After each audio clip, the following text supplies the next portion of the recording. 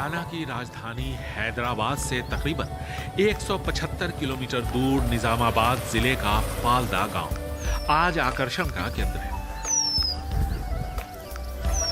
क्योंकि यहां के लोगों की भागीदारी की वजह से तेलंगाना के 10 आदर्श गांवों में इसने तीसरा स्थान हासिल किया है। यहां की साफ सुथरी सड़कें शहर के म्युनिसिपल कॉरपोरेशन को चुनौती देती नजर आती है, पीने का पानी हो या फिर सिंचाई के लिए। इस गांव में कमी नजर नहीं आती। कभी 600 फुट की गहराई में भी पानी नहीं मिलता, अब 100 से 200 फुट में पानी निकल आता है। साफ सफाई बेहतर होने से यहाँ के लोगों का स्वास्थ्य बेहतर हुआ है। हरियाली के साथ साथ साफ सफाई हर जगह दिखती है। अधिकारी पल्ले प्रगति यानी गांवों की उन्नति योजना को इसका श्रेय देते हैं, जिसकी शुरुआत 2019 में हुई थी। गांव के उत्थान के बगैर देश का उत्थान नहीं हो सकता। महात्मा गांधी के विचार बिल्कुल साफ हैं। तेलंगाना में गांवों के सशक्तिकरण के लिए एक विशेष योजना शुरू की गई, पल्ले प्रगति के नाम से। इसी सिलसिले में यहाँ का एक गांव पालदा नाम का इन दिनों काफी चर्चा में है, क्योंकि उसकी गिनती चोटी के आदर्श गांव के तौर पर हो रही है। आखिर क्यों, आइए देखते हैं।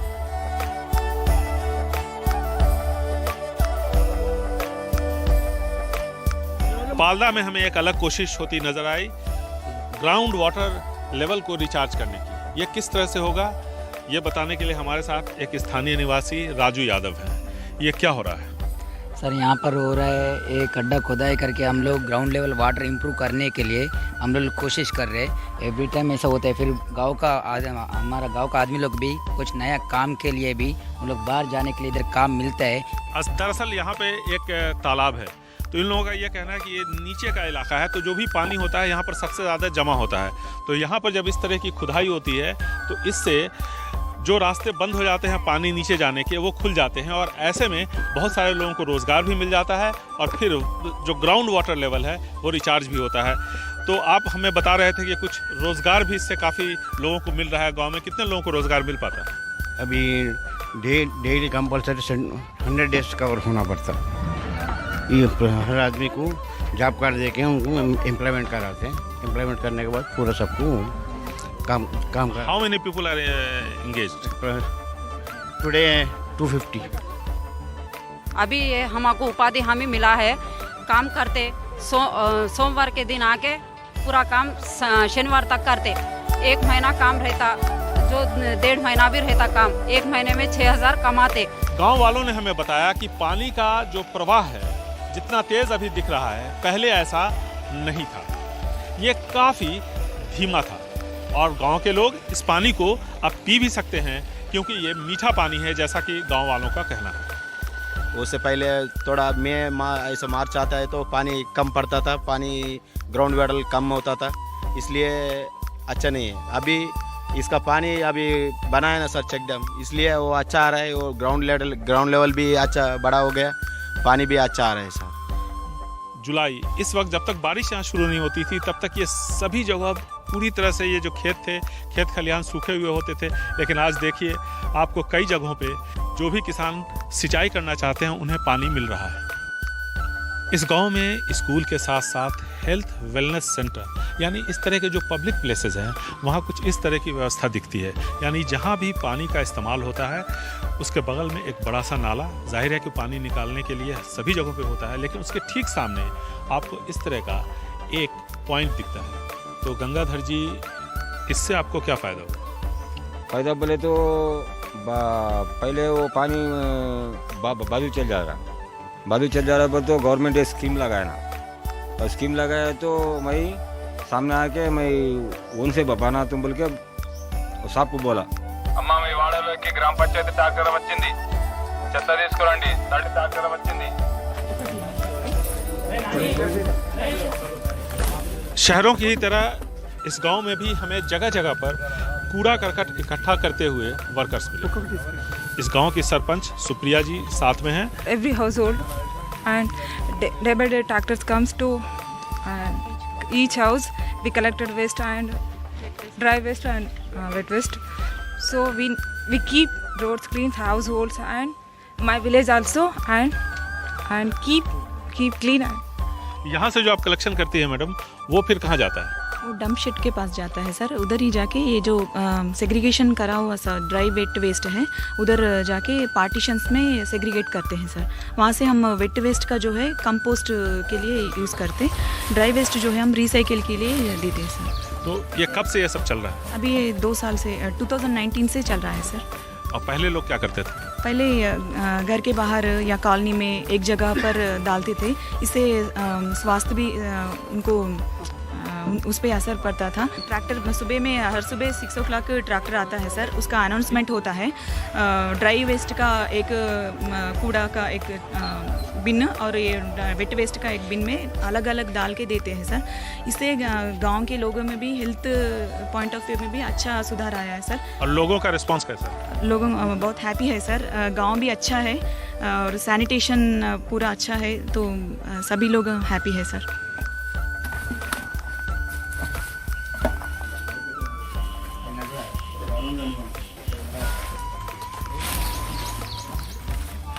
The wet waste which is collected from houses, we bring here. After segregation, we put it in we dump here. The waste of BD leaves, unused vegetables, spoiled food, and the peels of vegetables or fruits are decomposed here. After we keep here for 5 days or 1 week. After decomposing, we shift it to the compost pit there. We use dung water and earthworms for decomposing. We make it full of manure so that it gives proper decomposing, and compost will be prepared very soon.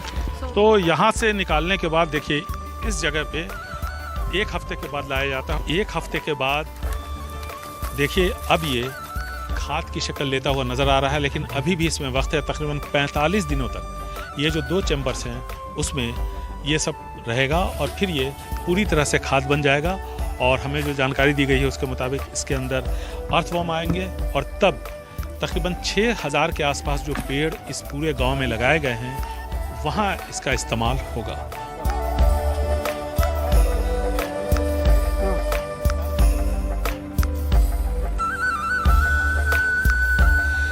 गांव के सौंदर्यीकरण के लिए जो पेड़ पौधे लगाए गए हैं उनकी संख्या बहुत ज़्यादा है। तकरीबन 3000 के आसपास इस गांव में सिर्फ सड़कों के किनारे पेड़ पौधे लगाए गए। उनकी देखरेख के लिए कई सारे ग्राम सेवक हैं जो देखरेख करते हैं। पाल्दा में अब एक पार्क भी विकसित किया जा रहा है। यह है पाल्दा का पार्क और यहाँ पर कई सारे पेड़ लगाए गए हैं, फल फूल के पेड़ लगाए जा रहे हैं यहाँ पर, और इसको पूरी तरह से विकसित किया जा रहा है। तकरीबन 1 साल से इस प्रोजेक्ट पे काम चल रहा है। हमारे साथ इस पार्क की देखरेख करने वाले वन सेवक हैं। क्या नाम है आपका? सायना। क्या क्या करते हैं आप? मैं खड्डा खुदाई करता है, घास किधर दिखता है वो भी निकालता है, पानी भी देता है। और जब यहाँ काम आपको नहीं था तब आप क्या काम करते थे? खेत में काम करता था। अभी इधर 1 साल का पहला ये पूरा खड्डा है, इधर 200 ट्रिप का मुरम डाला, इधर 200 ट्रिप का मुरम डाल के अच्छा किया। नहीं तो इधर देखने के लिए अच्छा नहीं दिखता था, पूरा पानी रहता था, बारिश का टाइम में पानी रहता था। अभी सरपंच भी अच्छा काम करता था, सरपंच भी डेली सुबह शाम को 1 चक्कर लगाता है, फिर किधर किधर काराबाई अच्छा है वो भी देखता है, सरपंच भी देखता है। आदर्श ग्राम पाल्दा के लोग अपने प्रयासों से काफ़ी उत्साहित हैं। वो चाहते हैं कि पूरे गांव में हर तरफ ग्रीन बेल्ट तैयार किया जाए। जाहिर है इसके लिए हज़ारों की तादाद में पेड़ पौधे चाहिए। इस समस्या का भी समाधान उन्होंने निकाल लिया है कि पेड़ पौधे बाहर से न खरीदने पड़े। उन्होंने अपनी एक पूरी नर्सरी यहाँ पर तैयार कर ली है और इस नर्सरी से जो लोग भी अपने घरों में पेड़ या पौधे लगाना चाहते हैं या फिर सड़कों पे वृक्षारोपण करना चाहते हैं उन सबको यहाँ से फ्री में दिया जाता है। कितने तरह के पौधे हैं और किसको देते हैं? ఇక్కడ మొత్తం హరితహారంలో భాగంగా సీఎం కేసీఆర్ గారు ప్రవేశపెట్టిన ప్రతి సంవత్సరము 2 సీజన్లలో మా పాల్ద గ్రామం నర్సరీలో ప్రతి సంవత్సరం 5000 మొక్కలు పెంచడం జరుగుతుంది. వీటిని R&B road plus internal roads ప్లాంటేషన్లో బయటకు ఇవ్వడం జరుగుతుంది ఫ్రీ ఆఫ్ కాస్ట్లో. అలాగే ఇండ్లలో పెట్టుకోవడానికి కూడా ఇండ్లలో పెంచే పండ్ల మొక్కలు కానీ పూల మొక్కలు కానీ ఒక 2,500 చొప్పున మేము ఇవ్వడం జరుగుతుంది. ప్రతి సీజన్ ఇయర్లో 2 టైమ్స్ ఈ హరితహారము మేము NRGS ద్వారా EGS वर्क చేయడం జరుగుతుంది. तो काफ़ी लोग खुश हैं, इनके जो प्रयास हैं वो रंग ला रहे हैं. ऐसे में वो चाहते हैं कि आगे की जो उनकी योजना है उसको भी अमली जामा पहनाएं और ये जो प्लांट्स हैं वो जल्द से जल्द लोगों के घरों में, सड़कों पे और साथ ही साथ स्ट्रीट में जो जगह खाली है वहाँ पर इन्हें पहुँचाया जाए.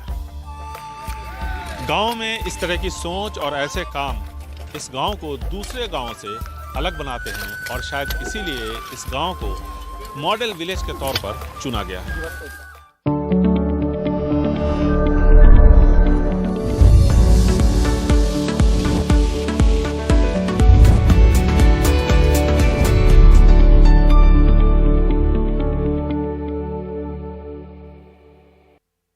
पल्ले प्रगति स्कीम के तहत हर गांव को आबादी के हिसाब से हर महीने तकरीबन 1.5 से 2 लाख रुपए के बीच विकास के लिए दिए जाते हैं. ग्रामीण विकास की दूसरी योजनाओं के साथ पल्ले प्रगति के समावेश ने विकास को रफ्तार दे दी. फोकस स्वच्छता, वन रोपण, जल संरक्षण और स्ट्रीट लाइट्स पर रखा गया. गांव के लोगों की समितियां बनाई गई जो अधिकारियों के साथ तालमेल कर कामों की समीक्षा करती हैं. अब यहाँ CCTV का जाल भी बिछाया जा रहा है.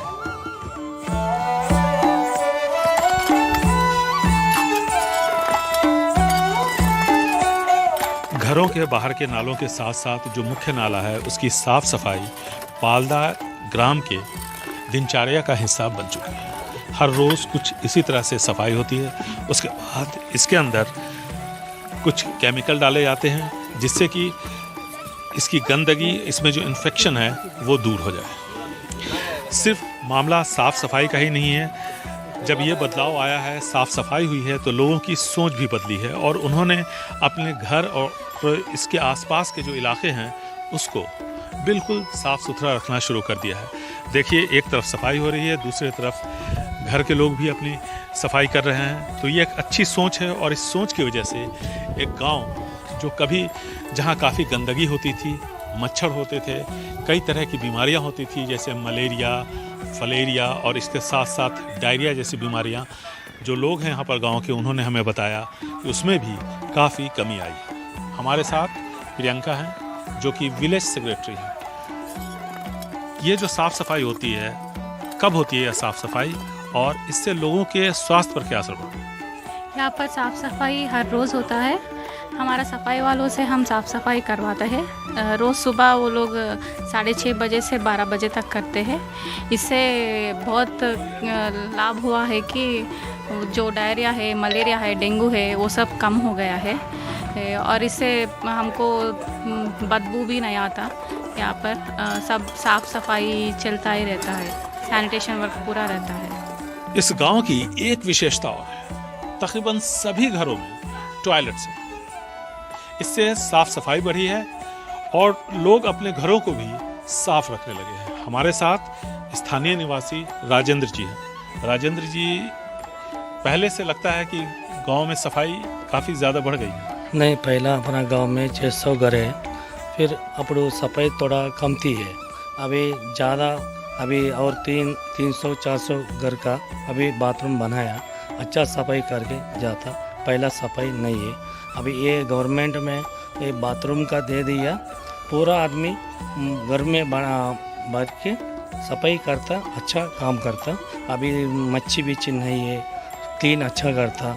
गांव वाला का ट्रैक्टर भी जाता, सामान कचरा बिचरा है. तो पहले सुना कि नदी तालाब जो है, माफ़ कीजिएगा, वहाँ पर काफ़ी बदबू होती थी. बदबू मतलब, और पहला ऐसा चत्ता है, क्लीन नहीं है. वो गिटर ड्रेनेज का अच्छा नहीं है. अभी अच्छा बनाया, क्लीन पानी अच्छा जाता, सफाई बहुत अच्छा है. इन्हीं खासियतों की वजह से इस गांव को यानी पालदा को सबसे अच्छे आदर्श गांव में से एक का दर्जा दिया गया है.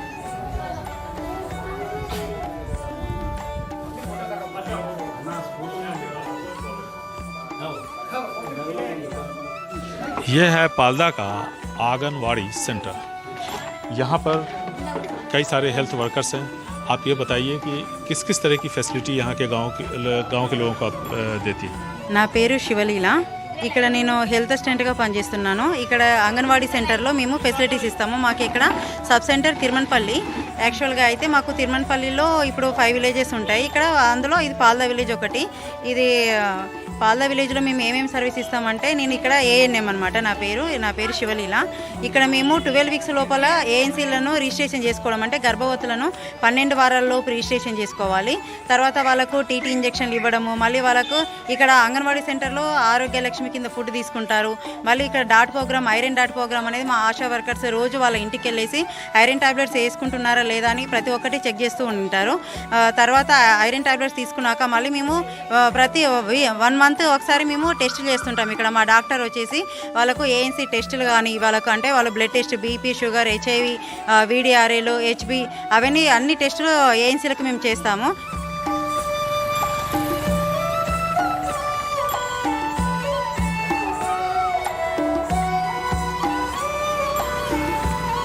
रात के वक्त यहाँ सड़कें जगमगा उठती हैं। आप देख सकते हैं कि स्ट्रीट लाइट्स हर जगह रोशन है, ठीक उसी तरह जैसे बड़े बड़े शहरों में स्ट्रीट्स में हमें देखने को मिलता है। और इन सभी स्ट्रीट लाइट्स की देखभाल करते हैं पवी शेट्टी साहब, जो कि एक किसान भी हैं लेकिन ये काम भी करते हैं।